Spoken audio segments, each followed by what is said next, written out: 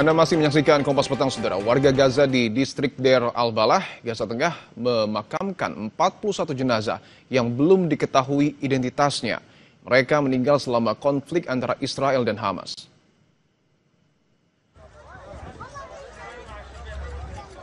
Korban agresi Israel di Gaza dimakamkan secara massal. Israel dilaporkan telah menyerahkan 195 jenazah kepada otoritas Palestina di Gaza sejak gencatan senjata dimulai sesuai dengan perjanjian pertukaran tawanan, termasuk tahanan yang masih hidup maupun yang sudah meninggal dunia.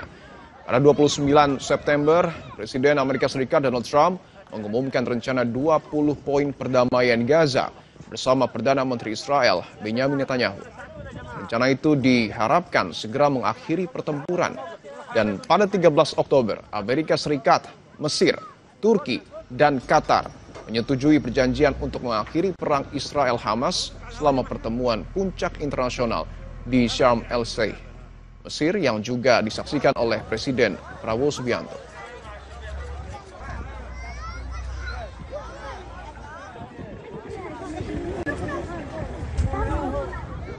هناك صعوبات كبيرة، جثامين واقعها صعب، هناك جثامين متحللة، جثامين يعني من الصعب التعرف عليها، وبالتالي ستبقى ضمن قائمة المجهولين. مطالبنا هو أن يكون هناك إمكانات ومقدرات من أجل التعرف على هذه الجثامين، وألا يترك هذا الجثمان ضمن قائمة مجهول أو يعني قبر مجهول مصير من بداخله. وبالتالي هذه القضية تحتاج إلى أن يكون هناك موقف دولي، أن يتم توفير أجهزة مختصة بفحص هذه الجثامين، وألا تبقى ضمن هذا.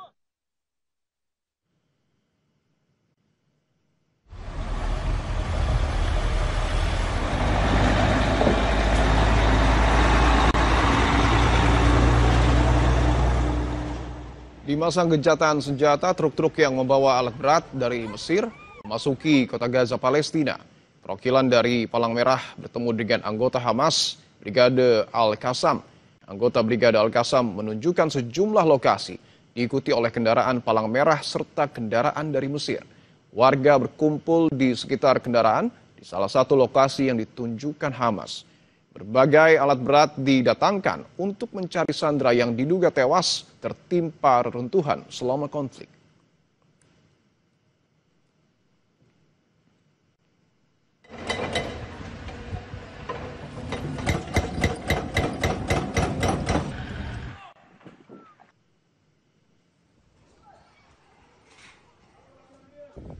Sementara itu, Israel akan menentukan pasukan internasional yang akan turut menjaga Gaza. Hal itu disampaikan Netanyahu dalam rapat kabinet di Yerusalem Minggu waktu setempat. Perdana Menteri Israel Benjamin Netanyahu membahas masalah pasukan internasional yang akan turut menciptakan perdamaian di Gaza, Palestina. Netanyahu juga bilang Amerika Serikat sedang mencari dukungan dari sekutu lainnya, terutama negara-negara Arab, untuk membentuk pasukan stabilisasi internasional yang akan dikerahkan ke Gaza dan melatih pasukan Palestina.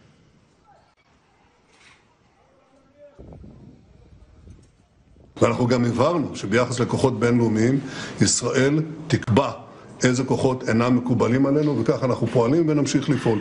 זה כמובן מקובל גם על ארצות הברית, כפי שנציגי הבכירים ביותר הבהירו בימים האחרונים. ישראל היא מדינה עצמאית, אנחנו נגן על עצמנו בכוחות עצמנו ואנחנו נמשיך לשלוט בגורלנו. Sementara itu, Presiden Prabowo Subianto berulang kali menyatakan siap mengirim pasukan perdamaian ke Gaza. Baik dalam pidatonya di PBB, keterangannya usai kembali dari KTT Perdamaian Gaza di Mesir, dan saat KTT ASEAN baru-baru ini. Pengiriman pasukan perdamaian menurutnya sebagai wujud dukungan dari Indonesia terhadap pentingnya perdamaian di Gaza, Palestina.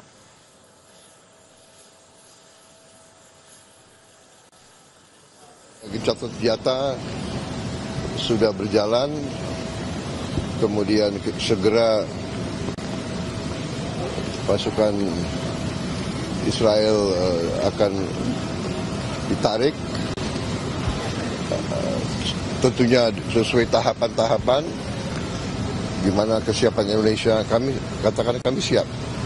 Kalau diminta pasukan penjaga perdamaian, pasukan peacekeeping, Indonesia siap.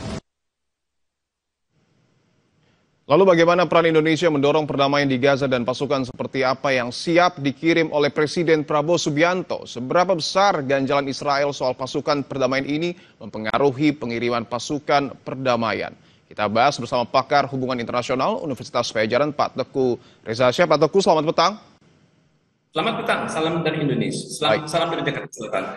Pak Teguh, kita tahu bahwa Presiden Prabowo Subianto mengaku siap untuk menempatkan pasukan Indonesia untuk bergabung dalam pasukan stabilitas internasional di Gaza. Mungkinkah hal ini terrealisasi dan berjalan mulus? Saat ini kita masih menunggu keputusan dari Dewan Keamanan PBB ya. Tapi kita perhatikan Israel bergerak pada level prinsip. Di mana pada prinsipnya peacekeeping operation itu harus memenuhi standar. Pertama, persetujuan dari pihak-pihak yang bertikai. Kemudian jaminan tidak akan berpihak. Kemudian ketiga adalah tidak akan menggunakan kekuatan bersenjata. Ini Israel akan ngotot di sana tampaknya.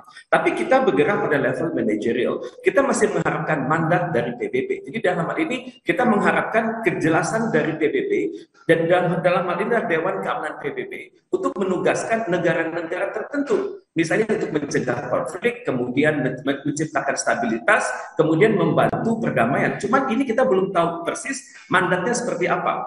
Terus kemudian ada masalah dengan deployment. Kemudian deployment ini juga harus ditentukan oleh masyarakat internasional. Apakah yang deploy itu adalah kalangan militer saja, atau kalangan kesehatan saja, atau kalangan yang berada pada level infrastruktur seperti pasukan-pasukan ZENI. Kemudian juga ada pertanyaan nanti pada level personel. Pertama masalah mandat, kedua deployment, ketiga personel. Siapa saja personel nanti akan bertugas di lokasi. Apakah kalangan militer saja, ataukah beserta kalangan kepolisian, ataukah beserta kalangan sipil, pokoknya berasal dari negara anggota PBB. Kemudian juga ada masalah pada level multidimensional approach. Nanti mereka itu tugasnya apa? Apakah menyelesaikan masalah politik? Apakah mengupayakan urusan-urusan HAM? Ataukah melakukan aturan-aturan hukum? Kemudian ataukah mencegah terjadinya praktek pelanggaran HAM? Ataukah memberdayakan kalangan wanita dan anak-anak?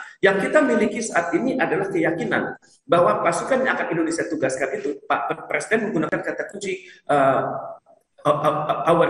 anak-anak Indonesia, pria dan wanita. Pasukan Indonesia itu sudah siap sebenarnya. Kita sudah memahami environment yang sangat kompleks. Kita memahami mandat itu akan lama, tapi juga mandat itu akan dapat pertentangan dari banyak pihak. Dan kemudian kita juga sudah terbiasa untuk beradaptasi. Karena pasukan PKO atau Peacekeeping Operation Indonesia itu sudah teruji dari tahun 50-an, dari zaman-zaman konflik di Kongo dulu. Dan pasukan kita itu memang ditunggu-tunggu oleh kalangan-kalangan yang bertikai. Dan untuk itu memang kita harus menunggu bagaimana Dewan Keamanan PBB ini menangani kritik dari Israel yang mengedepankan prinsip consent of the parties, impartiality, dan juga the non-use of force. Jadi sampai hal ini beres, maka bagaimanapun juga kita harus bergerak sesuai mandat konstitusi, jadi mempersiapkan 20.000 anak-anak. Baik, ya, tapi yang menarik juga Pak Reza bahwa Israel sebelumnya mengatakan bahwa kendali keamanan pasukan di sana ada di tangan Israel. Apakah kemudian pengaruh Israel ini juga akan menerima atau bahkan mungkin menolak niat baik dari Presiden Prabowo Subianto? Kalau kita melihat statement dari Perdana Menteri Israel dan juga petinggi-petinggi Israel, tampaknya mereka akan menolak. Tapi bagaimanapun juga hendaknya tidak menyurutkan semangat kita untuk terlibat dalam peacekeeping operation. Kita jangan terpengaruh oleh statement dari Israel. Kita tetap melakukan pelatihan yang sudah kita lakukan dengan sangat baik di Sentul tersebut, melibatkan ahli-ahli kesehatan, ahli-ahli kebahasaan, dan juga kita sudah siap dengan berbagai problema di lapangan. Cuman kita hendaknya menekan Israel lewat Dewan Keamanan PBB itu sendiri, agar dia tidak ngotot dengan ide-ide consent of the parties, tidak ngotot dengan impartiality, dan tidak ngotot dengan non-use of force. Karena bagaimanapun juga yang terlibat nanti, ya pasukan perdamaian itu akan terdiri dari mereka yang bersenjata. Mungkin Israel itu takut begitu, karena mereka sudah sering mendengar bagaimana kualitas peacekeeping operation dari Indonesia yang bergerak dengan idealisme dan bergerak dengan prinsip-prinsip profesionalisme, dan kita taat dengan aturan-aturan hukum internasional. Mungkin mereka agak ngeri kalau melihat ada pasukan kita nanti di kawasan Gaza tersebut. Oke, bahwa ada kemungkinan Israel menolak tawaran dari kita karena sebelumnya juga Turki ditolak. Tapi apakah selain melakukan pendekatan kepada mungkin PBB, apakah Indonesia perlu juga membangun hubungan diplomasi yang lebih kuat kepada Amerika Serikat? Dengan Amerika Serikat harus ya, bahwa kita hendaknya mengatakan pada Amerika Serikat, jangan sampai ide-ide Anda yang luar biasa di Mesir kemarin itu gagal total karena ketidakmampuan Anda menekan Israel. Dan untuk itu kita harus melakukan lobby-lobby dengan kalangan Amerika Serikat. Pertama, presiden kita memiliki hubungan yang sangat baik dengan Presiden Donald Trump. Itu dialog di level top leader jalan terus. Dialog di level kementerian teknis juga jalan terus. Jadi intinya adalah pasukan Indonesia itu mampu bergerak secara profesional seperti yang diharapkan oleh Israel, tapi kita tidak akan terlibat dalam konflik bersenjata dengan mereka. Jadi untuk itu kita bisa mengatakan akan ada deal-deal khusus dengan Amerika Serikat, karena Amerika Serikat adalah pengendali di lapangan nantinya. Dan cuman bagaimana nantinya teknis pelaksanaan, kita harus berbagi peran. Ada titik-titik di mana Amerika Serikat memimpin, tapi ada titik-titik di mana Indonesia memimpin. Dan untuk itu negosiasi masih terbuka luas. Kalau Donald Trump bisa disentuh hatinya, jangan sampai ide-ide dia yang luar biasa di Mesir kemarin itu gagal total karena perilaku Israel. Maka sekaranglah saatnya Amerika Serikat untuk mengedepankan idealisme kepada dunia dengan mengatakan saya adalah bagian dari penyelesaian, saya bukanlah bagian dari masalah dari konflik di Palestina tersebut. Oke, baik. Terlepas dari izin untuk kemudian menempatkan pasukan kita di sana, Pak Reza, apakah secara logistik dan kemampuan TNI kita siap untuk kemudian bertugas di sana? Daerah konflik, kita harus cek ya bagaimana kesiapan organisasi kita yang ada di Sentul. Dan sepanjang pengamatan saya itu koordinasi antara TNI dengan lembaga-lembaga yang vertikal dan horizontal di Indonesia sudah berjalan dengan sangat baik.